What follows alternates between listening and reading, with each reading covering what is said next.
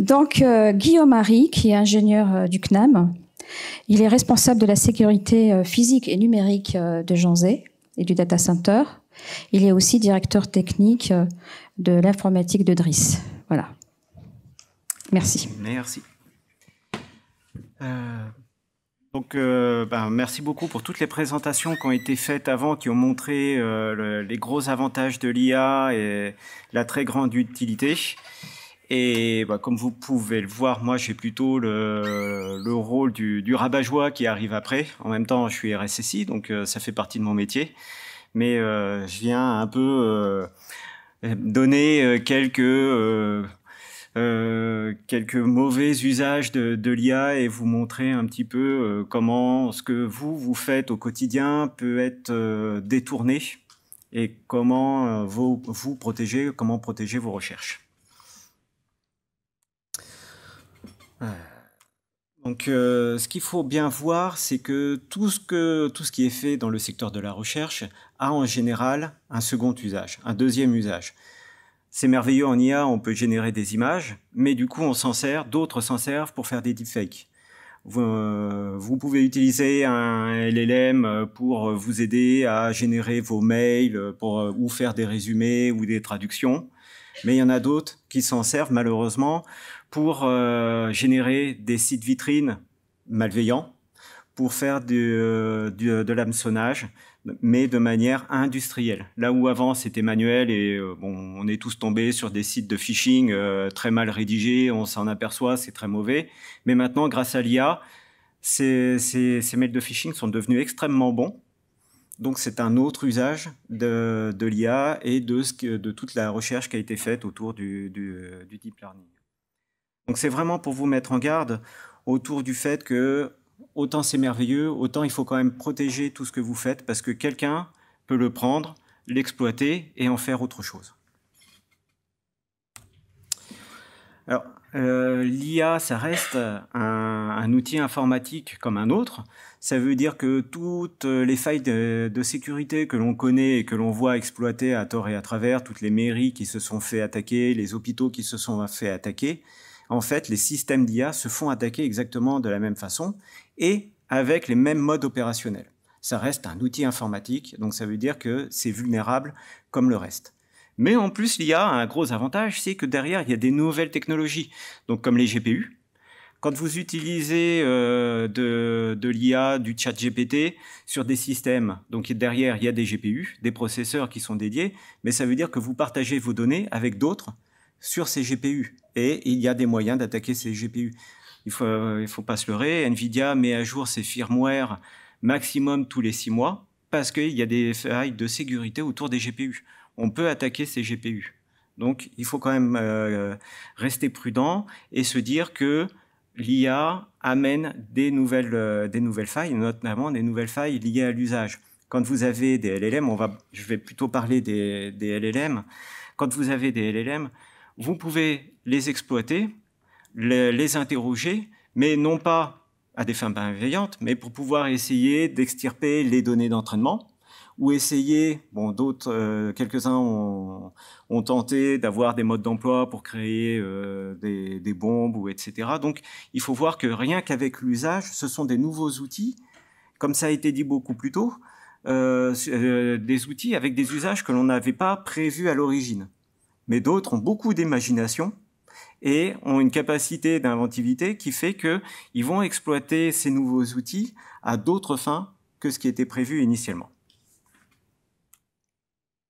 Donc, derrière, qu'est-ce que ça veut dire? Ça veut dire que des acteurs malveillants, bien organisés, vont essayer d'exfiltrer les données d'entraînement. Donc, si par exemple, ce sont vos données de recherche qui sont utilisées pour des données d'entraînement, il y a moyen, même si vous avez mis un embargo sur ces données, de pouvoir les récupérer par d'autres moyens, tout simplement parce qu'elles ont été exposées à des systèmes d'IA.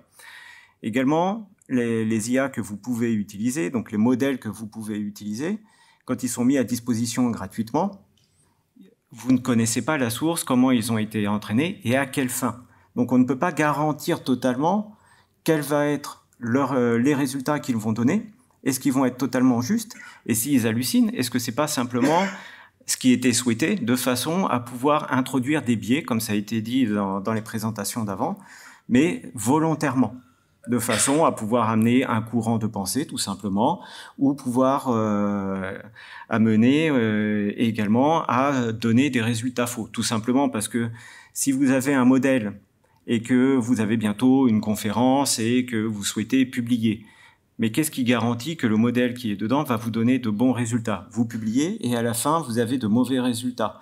Résultat, c'est votre réputation qui est en jeu, et ça ne va pas être celle du modèle d'IA que vous avez utilisé. Il ne faut pas oublier ça. Il faut rester, en tout cas, vigilant face à ce type de pratique. Surtout à l'heure actuelle, avec un contexte géopolitique qui est très délicat, ce qui fait qu'on ne peut pas être sûr de tout ce qui est donné par des entités qu'on ne connaît pas vraiment. Il ne faut pas oublier derrière aussi qu'il y a un risque juridique, et c'est vous qui le portez. C'est que tout simplement, si c'est vous qui donnez des informations sensibles à l'extérieur, c'est de votre responsabilité. Et c'est pour ce cas-là, notamment, qu'a été créée une loi très spécifique sur justement la sécurisation de l'espace numérique. C'est-à-dire que quand vous manipulez des données sensibles, c'est à vous de veiller que ces données ne sont pas soumises à des régulations, à des lois d'autres juridictions. Bien sûr, on pense aux lois américaines, mais la loi française dit clairement que c'est de votre responsabilité de vous assurer que ces données ne vont pas aller à l'extérieur. Donc, factuellement, quels sont les risques? Comme je vous l'ai dit, on a des risques liés à l'utilisation de l'IA. Bon, comme ça paraît très théorique et est-ce que réellement on va exfiltrer des informations depuis des modèles d'IA? Ça paraît assez lointain, des choses qu'on verrait pas, ça reste de la science-fiction. Eh ben pas du tout. 2023, Samsung, des employés de Samsung ont utilisé tout simplement ChatGPT. Ils se sont dit, c'est génial, ça fait de l'autocomplétion, ça génère du code pour nous. Donc, qu'est-ce qu'ils ont fait? Ils ont mis le code propriétaire de Samsung dans ChatGPT pour dire, on va améliorer, faire des nouvelles versions, etc. Seulement, d'autres utilisateurs, quand ces données ont été réutilisées pour réentraîner le modèle, ce qui fait que d'autres utilisateurs, quand ils ont demandé, notamment des concurrents, quand ils ont demandé à générer du code, ça a été très fortement inspiré de ce qu'a fait Samsung, et Samsung s'est retrouvé avec son propre code livré publiquement. C'est-à-dire que ChatGPT, quand il répondait comme quoi c'était bien soumis à la licence de Samsung et que c'était du code de Samsung, n'empêche qu'il était que c'était du code privé. Donc Samsung a pris quelques mesures. Rien de bien fantastique, hein. Une seule mesure, les employés de Samsung n'ont plus accès à Internet. C'est simple, au moins, c'est factuel. Voilà, ChatGPT, il n'y a plus de questions, il n'y a plus d'Internet. Donc voilà, ils ont trouvé la solution. En 2025, quand DeepSeek est sorti, la dernière version de DeepSeek, il a suffi de quelques heures pour que le site de DeepSeek soit attaqué et que toute la base de données de toutes les requêtes des utilisateurs ait été exfiltrée. Comme je vous ai dit, ça reste un système informatique habituel. Donc une application web. L'application web a été attaquée comme toute application web, sauf que derrière, c'était tous les prompts qui ont été utilisés. Donc s'il y avait des prompts un petit peu sensibles, des informations un petit peu sensibles, ça veut dire que tout a été exfiltré. Beaucoup plus récemment, vous voyez là, il y a déjà 2 lignes de Copilot. Rien que pour Microsoft, une entreprise spécialisée dans la cybersécurité. Elle avait des dépôts sur GitHub, bon, comme tout le monde, mais des dépôts privés. C'est là où ils réalisaient leur développement. C'est génial, ils utilisent le cloud, comme beaucoup d'entreprises le font. Seulement, ils avaient que des dépôts privés. Ils avaient payé pour que leurs dépôts soient privés en plus. Et ils ont supprimé un de ces dépôts. Eh ben, un des chercheurs s'est rendu compte que juste en faisant quelques prompts à à Copilot, Copilot ressortait le contenu intégral du dépôt qui était le leur, privé et supprimé. Mais Copilot le ressortait dans l'intégralité. Il suffisait de lui demander. Copilot également est intégré à Windows 11. D'autres chercheurs se sont aperçus que, en étant un petit peu intelligents, vous connaissez peut-être le système collaboratif SharePoint. quand il n'y a pas accès à certaines informations liées au droit d'accès, normalement tout est bien scindé, on fait en sorte que voilà, une entreprise n'ait pas accès à une autre entreprise, ou dans le cadre de la recherche, une unité de recherche n'est pas accès aux informations d'une autre unité de recherche. Eh ben, il suffit de demander à Copilot, très gentiment, de lui dire « Oh là là, je suis embêté, j'ai un défaut sur ce fichier, j'arrive plus à le relire, est-ce que tu peux me le redonner ?» Et Copilot le ressort intégralement, mais même s'il ne lui appartient pas. C'est-à-dire que vous pouvez lui demander tout simplement d'aller chercher, d'aller farfouiller un petit peu partout, et notamment Copilot sur Windows 11 a accès aux fichiers de mots de passe, et vous pouvez lui demander gentiment, si jamais vous avez oublié vos mots de passe, de vous ressortir vos mots de passe, et il les ressortira très gentiment. Il est vraiment très bienveillant, ce Copilot. Alors, vous vous demandez comment ça se fait que tout ceci soit possible, que les données puissent être sorties de cette manière. Alors, c'est très simple, c'est lié au CGE. Vous savez, le petit bouton qu'il faut lire pendant 3 heures normalement pour savoir ce que vous faites et que tout le monde fait « oui, j'accepte, je le fais ». Donc, je vous fais un petit résumé de ce qui est marqué, notamment par exemple pour ChatGPT. ChatGPT, concernant les données personnelles, il dit « nous collectons les prompts et tout ce que vous uploadez ». Ça, on le collecte. Bah, c'est normal, puisqu'il faut pouvoir interroger un prompt. Et on utilise toutes les données personnelles que vous nous fournissez pour améliorer nos services et pour entraîner nos propres modèles. Donc ils le disent, tout ce que vous fournissez sert à entraîner ces modèles. Donc c'est réutilisé. Donc tout ce que vous fournissez se retrouve dans la base d'entraînement de ChatGPT. Et vous voyez le dernier paragraphe, bien sûr, toutes ces informations sont à disposition des vendeurs, de services tiers, des gouvernements, des autorités, bref, de tout le monde. Ils le tiennent à disposition. Vous dites oui à ça. Quand vous dites oui, j'accepte. Vous acceptez que vos données soient mises à disposition des autres. Donc ça, c'est pour ChatGPT. Mais ça, c'est au milieu d'un gros pavé. Alors, Microsoft fait beaucoup plus simple. En plus, il veut bien s'assurer que tout le monde le comprennent. Ils ont écrit en bon français, très intelligible, et là, j'ai même pas eu à faire d'extrait, c'est-à-dire que d'habitude, là où vous avez un truc de 3 km de hauteur, là, ils disent bien, voilà notre déclaration de confidentialité. Donc la déclaration de confidentialité, c'est on prend toutes les données, on les combine, et même quand on n'en a pas assez, on les achète auprès des autres. C'est-à-dire que si vous utilisez du Office 365, du Teams, mais également l'Outlook qui est livré avec Windows, vous utilisez GitHub, bref, tous les services Microsoft renvoient à cette page-là, tout ce qui appartient à Microsoft, et ils disent, oui, on combine toutes les informations vous concernant, et quand on n'en a pas assez, en plus on va les acheter chez les autres. Et on combine l'ensemble. Et on va utiliser tout ça pour former nos IA. C'est pas étonnant que quand maintenant vous utilisez du Microsoft Office 365, vous commencez un mail et il vous écrit la fin du mail avec votre style. Bah, c'est normal, c'est vous qui l'avez entraîné. C'est votre style, c'est vous qui l'écrit. Et même, ça va plus loin, c'est que pour être sûr de bien comprendre ce que vous écrivez, les informations que vous avez données sont examinées manuellement par des personnes dans certains pays. Alors, faut pas se leurrer, Apple a fait exactement la même chose. Il y a à l'heure actuelle un jugement en cours contre Apple, parce que tout simplement pour l'entraînement de Siri, tout ce qui était fait était envoyé en Inde et analysé. Tout ce qui était donné à Siri était analysé par des personnes en Inde. Ben oui, le but c'est quand vous faites Siri appelle maman, comment il comprend qui est maman, parce que c'est un contact. Donc il faut avoir donné à Apple la liste de vos contacts, la liste de vos SMS, la liste de tous vos appels, enregistrer tous vos appels pour pouvoir l'analyser et entraîner les modèles. Et l'entraînement se fait manuellement avec votre accord. Et quand on entend les contrats avec Microsoft qui dit « Non, les données, soyez sereins, les données ne sortent pas du territoire français, vous avez signé, tout reste en France », je vous rappelle que ça, c'est les commerciaux qui vous le disent.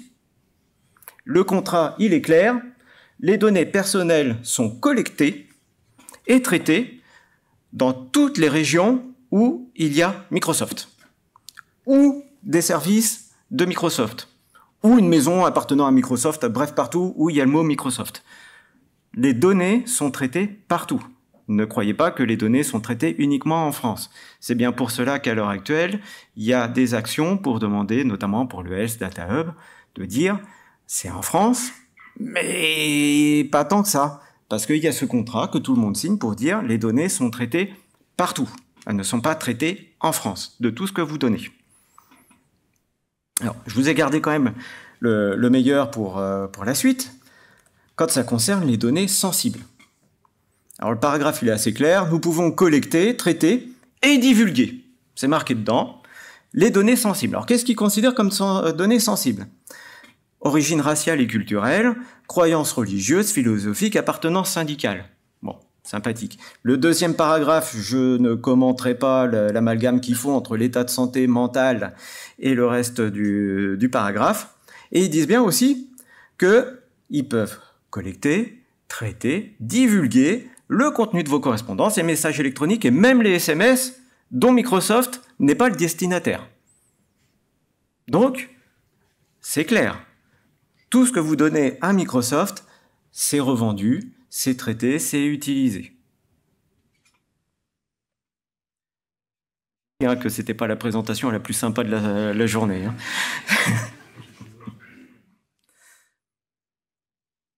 Donc, il y a vraiment un risque autour de l'utilisation. Là, c'était vraiment lié plutôt aux LLM, mais il ne faut pas oublier que vous ne travaillez pas sur des LLM, vous pouvez travailler dessus, mais pas que. Mais ça veut dire que de tous vos systèmes d'IA, il y a ce même risque. Il y a le risque aussi, si jamais vous montez une société, une start-up à partir justement des recherches que vous menez à l'heure actuelle.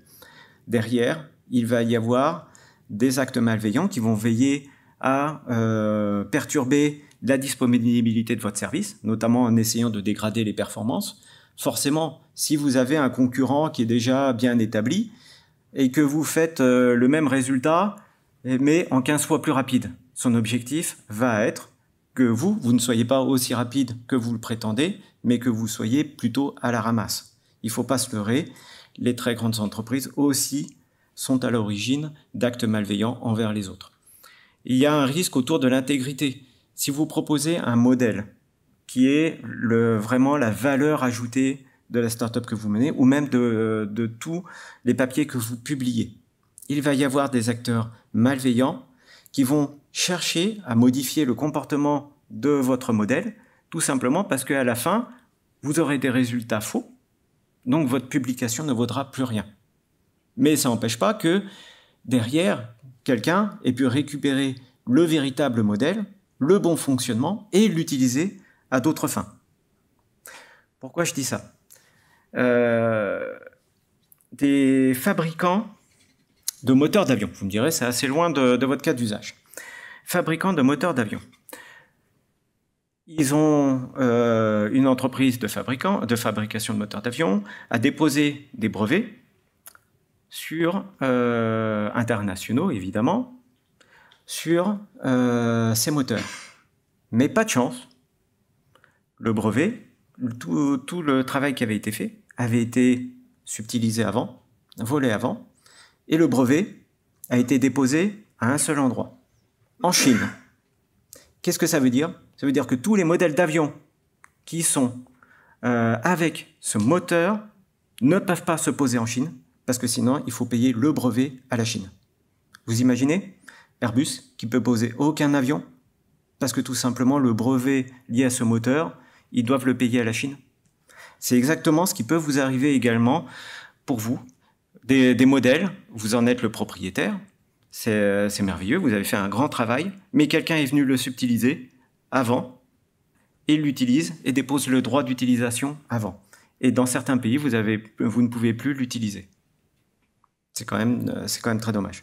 Et bien sûr, à l'atteinte à la confidentialité, comme je vous l'ai dit, on va chercher à récupérer les données d'entraînement, récupérer les prompts, récupérer tout ce qui a été généré également avec. Parce que derrière, il y a encore un flou juridique. Qu'est-ce qui se passe pour du code qui a été généré, par exemple, via des LLM? Mais un code que vous utilisez. À qui appartient ce code? Est-ce qu'il vous appartient? Parce que c'est vous qui en avez demandé le prompt. Est-ce qu'il appartient à la société qui détient le modèle? Est-ce que ça appartient à la société qui fait tourner le modèle? Pour l'instant, il y a encore un flou juridique. Donc, il faut faire extrêmement attention à l'heure actuelle. Quand vous utilisez certains modèles dans votre travail, certains outils, il faut y faire extrêmement attention parce que derrière, il peut y avoir d'autres conséquences qu'on ne voit pas immédiatement, mais malheureusement, on n'est plus dans le monde de oui-oui. Avant, c'était merveilleux, mais maintenant, il faut voir qu'il peut y avoir des conséquences à ce que vous faites. Tout simplement aussi parce que les outils sont à disponibilité, ils sont à disposition, ils sont gratuits. Mais comme d'habitude, quand c'est gratuit, il y a bien quelqu'un qui paye. Et malheureusement, le plus souvent, le risque, il est plutôt vers vous. Donc, il y a d'autres risques qui pèsent sur les intelligences artificielles. Donc, le détournement, bien sûr, comme je l'ai dit, du comportement, une problématique autour de la qualité des réponses. Une des grandes attaques possibles, c'est l'empoisonnement de vos modèles, l'empoisonnement des modèles pendant la phase d'entraînement. Comment vérifier, question toute bête, comment vérifier qu'un modèle n'a pas été empoisonné à un instant T, au moment où, avant de pouvoir l'utiliser? Ça paraît très compliqué, c'est-à-dire que le modèle va répondre parfaitement à vos attentes pendant un certain temps, mais mal réagir à certains moments. Mais comment le prouver? Comment prouver que c'est juste pas une hallucination? Bien sûr, il y a tous les risques liés à l'exfiltration de données. Alors vous allez me dire, oui, bon, c'est quand même comment quelqu'un pourrait arriver à attaquer une IA? Avec 2-3 cas possibles, franchement, je vois pas, personne ne pourrait m'en vouloir. Voilà quelques possibilités d'attaque autour d'une IA. Là, vous voyez tout le cycle de vie de vos intelligences artificielles. Donc, on commence avec l'entraînement du modèle. Comme je l'ai dit, il va y avoir des attaques visant à empoisonner les modèles.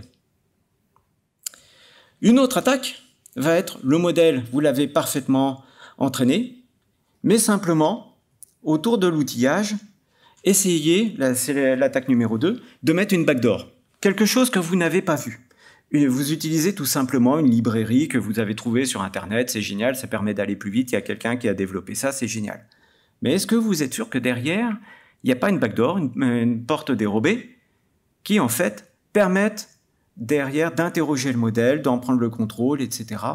Comment être sûr qu'il n'y a pas ça? Il faut voir que si on prend sur GitHub, il y a eu des statistiques, il y a eu quelques analyses sur GitHub et sur Docker Hub aussi, puisque bon, maintenant on utilise beaucoup Docker. 80% des dépôts ont des failles de sécurité plus ou moins volontaires. Il ne faut pas l'oublier. Quand vous prenez une librairie, c'est mieux de prendre une librairie qui a une bonne visibilité. Alors et quelquefois, il y a des librairies qui sont très bien faites, qui sont très bien écrites, mais il y a des petits malins qui ont poussé du code, qui ont participé au code. Là, c'est arrivé récemment sur le code Linux. Bon, merveilleux, Linux, tout le monde l'utilise, c'est quelque chose d'extrêmement sûr. Il y a quelqu'un qui avait réussi à faire partie des co-auteurs de certaines librairies sur Linux, qui avait poussé du très bon code, de très bonne qualité, et qui avait amené plein de bonnes fonctionnalités. Mais au fur et à mesure, il en a profité pour petit à petit réintroduire de vieilles vulnérabilités. C'est-à-dire qu'au milieu du code, passant inaperçu, il rajoutait un petit bout de code d'une vulnérabilité, puis une autre fois, un peu plus tard, un autre petit bout de code. Et au fur et à mesure, il a réussi à réintroduire une porte dérobée, une backdoor, dans le code de Linux. Mais comme ça se faisait au fur et à mesure, il y a tout un système de relecteurs qui vérifie que tout passe bien, personne ne s'en est aperçu. C'est juste qu'en réanalysant, ils se sont aperçus que c'est le même auteur qui avait réintroduit une porte dérobée, une vieille porte dérobée qui avait été corrigée 5 ans plus tôt. En plus, quelque chose vraiment, du coup, qui avait été éliminé. Et bien là, c'est la même chose. Ça fait partie des attaques, il ne faut pas se leurrer sur les bibliothèques. Quand vous utilisez une bibliothèque, vérifiez d'abord ce que vous utilisez, parce que potentiellement, vous introduisez une porte dérobée. Troisième type d'attaque. Tout s'est bien passé, vous avez entraîné le modèle, vous utilisez des librairies qui sont sûres, c'est nickel. Mais vous utilisez GitHub comme plateforme pour développer. Eh bien, GitHub, l'achat d'un compte, vous pouvez utiliser GitHub à partir de votre compte Gmail. Tout le monde en a un, c'est merveilleux.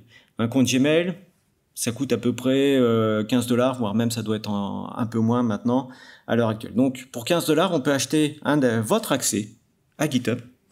Ça veut dire que ce que vous avez poussé, il y a quelqu'un qui va pouvoir y accéder et potentiellement, tout le travail que vous avez mené sur GitHub, allez le remplacer par autre chose parce que c'est vous qui le faites. C'est votre compte qui allait prendre les informations, qui allait les ressortir et qui allait modifier. Des attaquants peuvent modifier ce que vous avez fait à ce moment-là parce que vous utilisez GitHub. Et pourtant, GitHub, c'est merveilleux, c'est une très très belle vitrine. Donc là, j'en suis qu'à l'attaque numéro 3. Attaque numéro 4, comme je l'ai dit, on est sur un outil informatique. Donc, vous déployez ça, vous mettez en place toute une belle plateforme. C'est l'attaque qu'a vécu DeepSeek. Tout simplement, c'est le site web qui a été attaqué. Et derrière, l'attaque a été facile. Attaque numéro 5, c'est de dire, vous utilisez des bases de RAG, donc pour renforcer votre IA, eh ben, l'attaquant va tout simplement chercher à prendre cette base de RAG. Alors pourquoi c'est intéressant? Tout simplement parce que maintenant, il y a des sociétés qui sont spécialisées justement dans les bases de RAG. Ils vont vendre des bases de RAG, mais pas à quelques dizaines d'euros, à quelques dizaines de milliers d'euros. Donc du coup, les acteurs malveillants, plutôt que d'aller acheter à des dizaines de milliers d'euros, ils vont aller voler la base chez vous, en toute impunité, et la revendre pour bien moins cher ailleurs, voire même s'en servir du coup pour entraîner un modèle qui peut être concurrent au vôtre. Le problème, c'est que là, à partir de ce moment-là, c'est vous qui êtes responsable de ne pas avoir sécurisé cette base de données.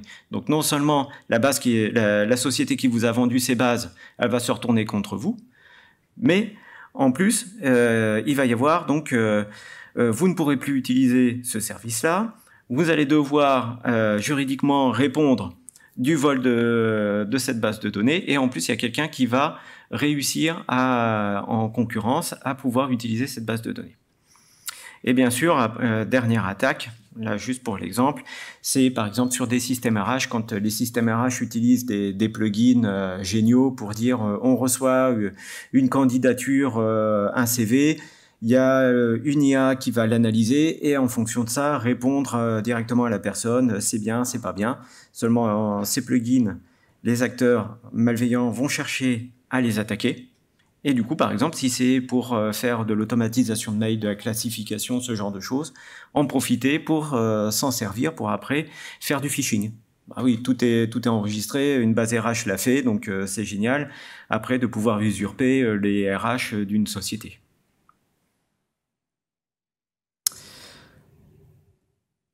Tout n'est pas si noir, je vais quand même vous donner quelques pistes derrière, très simples pour vous protéger. En fait, il suffit de pas grand-chose. Simplement, vérifiez vos sources de données.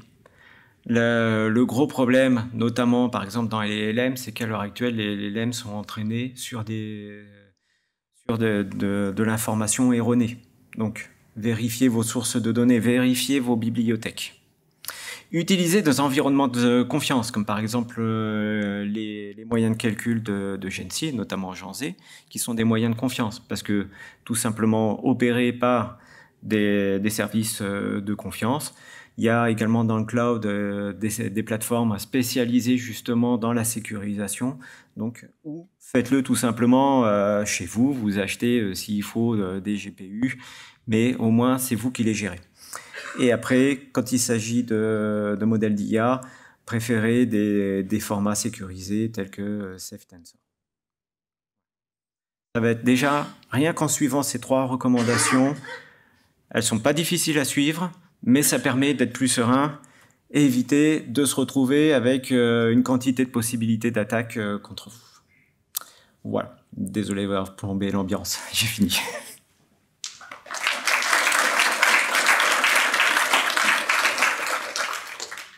Merci Guillaume. Place aux questions.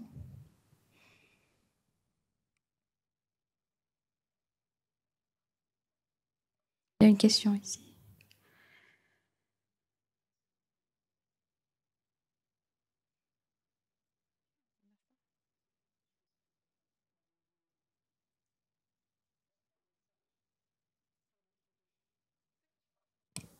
Merci pour la présentation.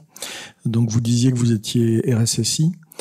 Est-ce que dans les PSSI des établissements, est-ce qu'il y a j'ai vu déjà des guides de l'ANSSI, mais est-ce qu'il y a des choses qui existent un petit peu comme une espèce de template un petit peu pour alimenter sa PSSI? On est en train de la revoir et je sais que cette question de l'IA, c'est un chapitre à part.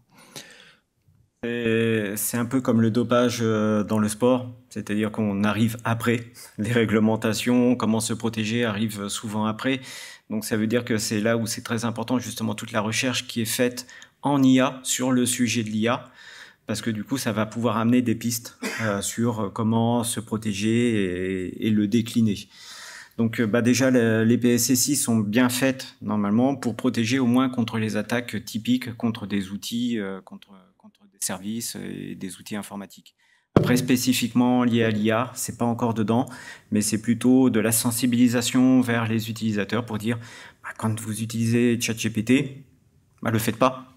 Utilisez plutôt d'autres outils et c'est pour ça que les établissements travaillent énormément à essayer de mettre en place des outils alternatifs. Le problème, c'est qu'il faut courir après tout ce que peut déployer ChatGPT, ou tout simplement de dire ChatGPT, c'est très bien, mais ne mettez pas de données sensibles dedans. Donc, mais bon, c'est compliqué à faire. Donc, c'est pour ça on arrive après. Et j'avais une deuxième petite question. Est-ce qu'il n'y a pas des espèces de contre-mesures? C'est-à-dire est-ce qu'on ne peut pas tracer justement le fait que le modèle n'a pas été modifié comme on peut le faire pour des fichiers?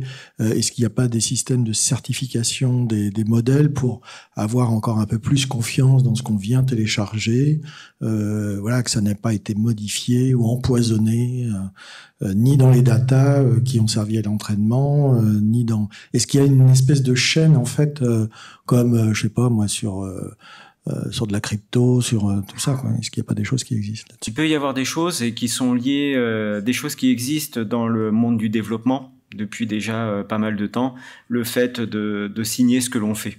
Comme ça, effectivement, on s'assure qu'on a bien la même empreinte entre ce qu'on a fait et ce qui est à la sortie. Donc ça, c'est lié au monde du développement. Donc ça veut dire qu'effectivement, ceux qui font des IA, maintenant, il faut qu'ils se rapprochent des développeurs pour dire comment vous faites justement pour protéger tout ceci, effectivement, parce que les attaques d'empoisonnement, il y a également ça quelque part. Donc si vous regardez le code de Linux, effectivement, par exemple, il est signé. Donc quand vous téléchargez une version, vous pouvez vérifier que c'est la version officielle qui a bien été validée par tout le consortium.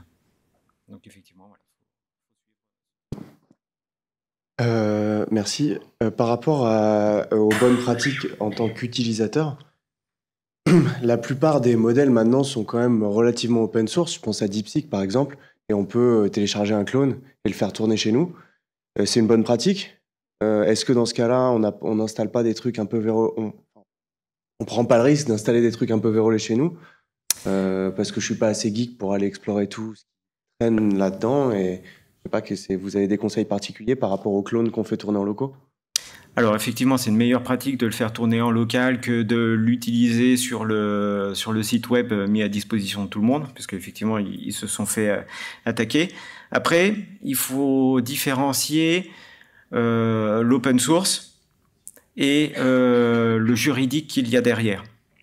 DeepSeek, Qwen, ce sont des modèles de sociétés chinoises. L'État chinois est très clair là-dessus. Tout ce qui est généré par un outil développé par une société chinoise appartient à l'État chinois. Voilà. Côté juridique, ils sont assez simples et assez clairs.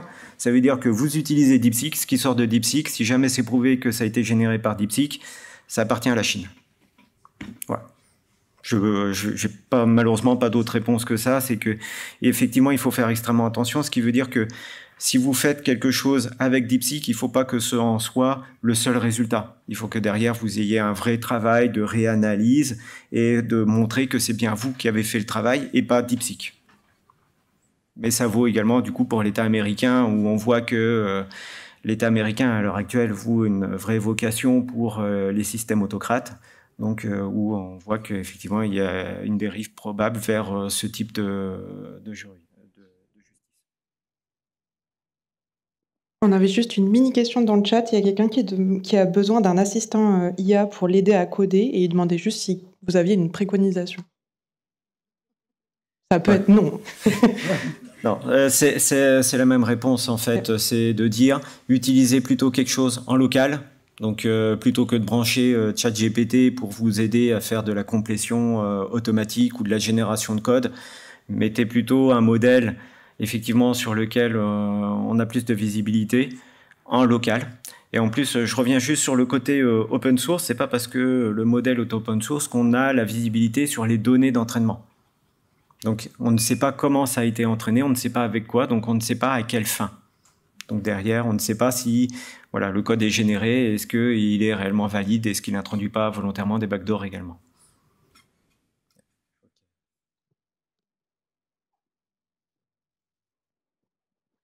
Merci pour votre présentation. En fait, une grande question autour de tout ça, j'ai l'impression, c'est la question de la souveraineté, qu'elle soit individuelle, qu'elle soit à l'échelle nationale, avec, je sais, et c'est en fait un peu là-dessus que tout repose. Est-ce qu'il y a des initiatives à l'échelle nationale, je crois qu'on en parlait un peu ce matin, mais par exemple d'un LLM national qui serait tourné par une institution publique dans laquelle on pourrait avoir confiance, qui sont en train de voir le jour aujourd'hui, qui vont apparaître, et est-ce que voilà, vous avez des solutions à apporter dans l'avenir sur ce genre de problème? Alors effectivement, il y a des initiatives. Alors il faut voir que les réglementations qui arrivent à l'heure actuelle autour de la sécurité en Europe sont beaucoup de déclinaisons de ce que l'ANSSI porte depuis des années. Donc en fait, c'est pour ça qu'on n'a pas beaucoup de difficultés en France pour appliquer les normes européennes parce qu'on les appliquait déjà avant.